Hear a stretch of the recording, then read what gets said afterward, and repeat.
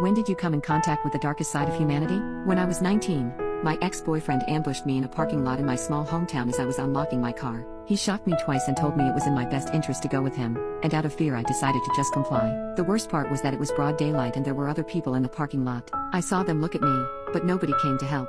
He drove me for over 2 hours until we finally arrived at his house, where he brought me inside. He proceeded to tie me to a chair, and I watched as he had a psychotic breakdown about what we could have been and how I did this to him. He stabbed himself 3 times, and me 27 times, and every time he drew red from either of us he'd tell me this was my fault. He'd sit there and interrogate me right after, asking me what my current boyfriend had that he didn't. He ended up using the red he drew from me to write our names followed by a love heart on his wall. After 4 hours he stopped what he was doing, and I watched him have another psychotic breakdown in front of me. He fled his house and left me tied up after it, and I sat there for at least another hour before I started trying to break free. I ended up surviving that day, but sadly I think that's the worst thing that could have happened to me. You see, during those 4 hours I refused to react to